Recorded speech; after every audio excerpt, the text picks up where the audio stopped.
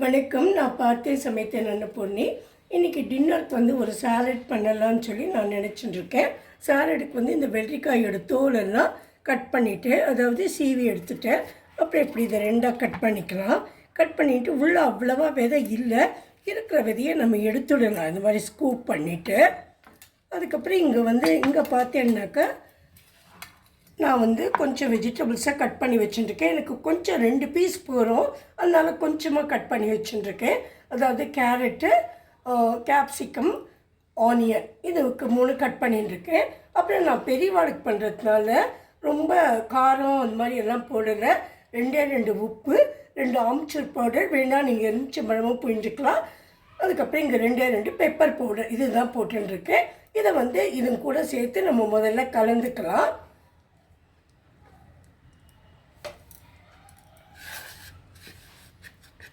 இப்போ நான் வந்து இந்த வெள்ளரிக்காயில் உள்ளே இருக்கிற எல்லா விதையும் எடுத்துகிட்டு அதுக்கப்புறம் உங்களுக்கு காமிக்கிறேன். இப்போ நம்ம வெஜிடபிள்ஸ்லாம் இங்கே ரெடியாக இருக்குது. நான் அந்த உள்ளே இருக்கிற விதையெல்லாம் ஸ்கூப் பண்ணி எடுத்துகிட்டு இங்கே கொஞ்சம் கொத்தமல்லி கட் பண்ணி வச்சுட்டுருக்கேன். இது ரொம்ப சிம்பிள் தான். இந்த வெஜிடபிள்ஸை இதுக்குள்ளே நம்ம போட்டுடலாம்.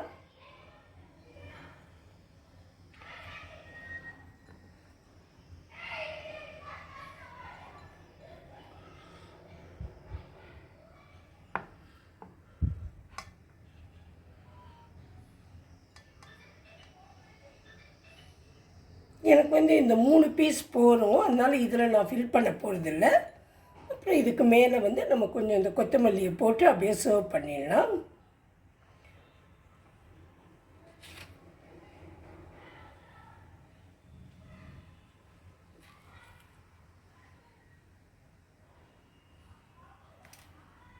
சரி, உங்களுக்கு ஒருவேளை பிடிக்கும் அப்படின்னு சொன்னால் நீங்கள் கொஞ்சம் தயிர், ஆலிவ் ஆயில் இதெல்லாம் கலந்து ஒரு சாஸ் மாதிரி பண்ணி இதுக்கு மேலே விடலாம்.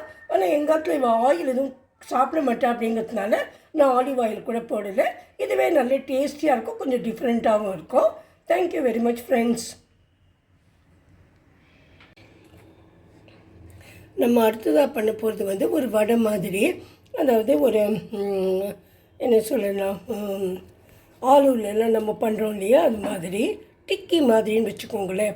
ஆனால் இதுக்கு நம்ம எதையும் ஊற வைக்கணும், அரைக்கணும் அப்படி எதுவுமே இல்லை. இங்கே அரிசி பொரிய வச்சுட்டுருக்கேன். சில பேர் இது முட்டை பொரின்னு சொல்லுவேன், நீங்கள் என்ன சொல்லுவேன்னு எனக்கு தெரியலை. நாங்கள்லாம் அரிசி பொரின்னு சொல்லுவோம்.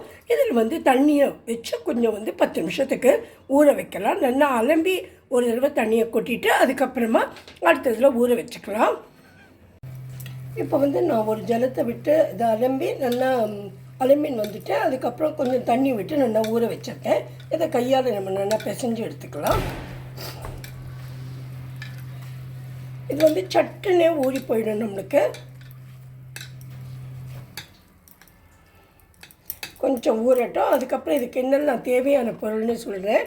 இது நான் 2 ப்ரெட் இருக்குது இல்லையா, அந்த ஸ்லைஸை நல்லா மிக்சியில் அரைச்சி வச்சுட்டுருக்கேன். அதுக்கப்புறம் இங்கே கொஞ்சம் உருளைக்கிழங்கு வேக வச்சுட்டுருக்கேன். இதை கையால் நல்லா மசிச்சுக்கலாம்.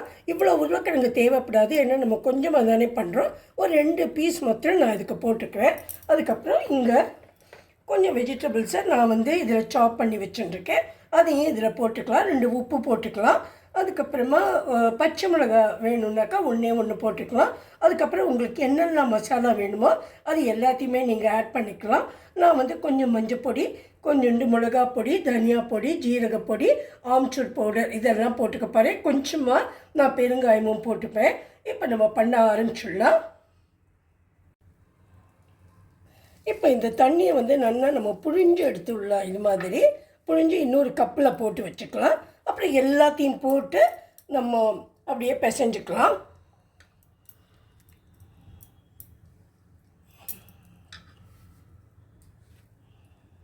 இப்போ இந்த உருளைக்கிழங்கு நல்லா நான் மசிச்சு இது கூட ஆட் பண்ணிக்கிறேன். கொஞ்சம் தண்ணி இல்லாமல் நல்லா நம்ம கையால் ஈர்த்து எடுத்துடணும். மாய்ஸ்சர் இருக்கக்கூடாது இதில். அப்போ என்ன இது சரியாக வராது நம்மளுக்கு பிடிக்கிறதுக்கு. அதுக்கப்புறம் இந்த வெஜிடபிள்ஸ்லாம் ஆட் பண்ணிக்கலாம்.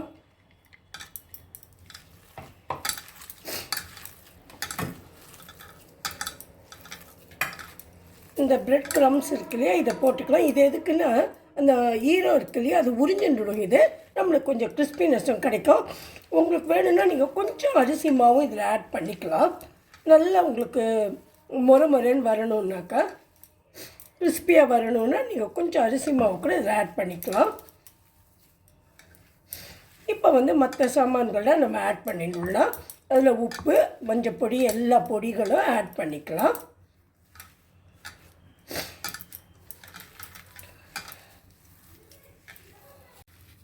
இப்போ வந்து இதை நல்லா நம்ம பிசைஞ்சுட்டோம். இங்கே எல்லா பொடியும் வச்சுருக்கேன். உப்பு, ஜீரகப்பொடி, தனியா பொடி, மஞ்சப்பொடி, அப்புறம் மிளகா பொடி, இது எல்லாத்தையும் இது கூட போட்டுடலாம்.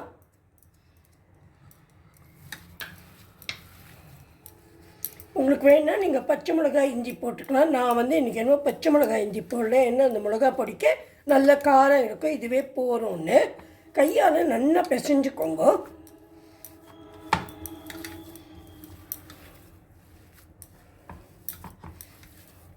இதுக்கு தண்ணி எதுவுமே நம்ம விட வேண்டாம்.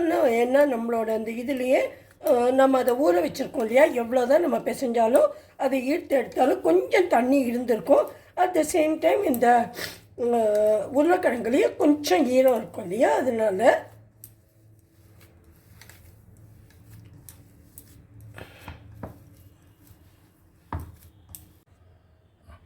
இப்போ நான் வந்து பேன் வச்சுருக்கேன், கிரில் பேன். அதில் வந்து கொஞ்சமாக எண்ணெயை விட்டுருக்கேன். நீங்கள் எந்த ஷேப்பில் வேணாலும் இதை நம்ம வந்து உருட்டிக்கலாம். நான் வந்து சும்மா சாதாரணமாக டிக்கி ஷேப்லேயே பண்ணிட்டு கேஸை கொஞ்சம் சின்னதாக்கிட்டு இதை ஒவ்வொன்றுத்தையாக நம்ம இந்த மாதிரி போட்டு எடுக்கலாம்.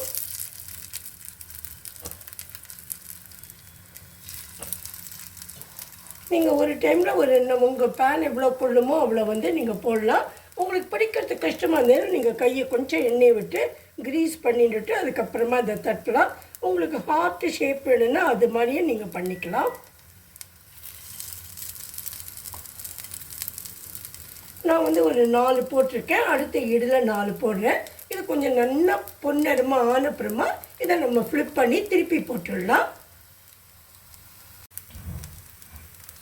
இப்போ நம்ம போட்டு வந்து ஒரு 2-3 மினிட்ஸ் ஆகிடுத்து. அதனால இதை ஒன்றா நம்ம திருப்பி போட்டுடலாம்.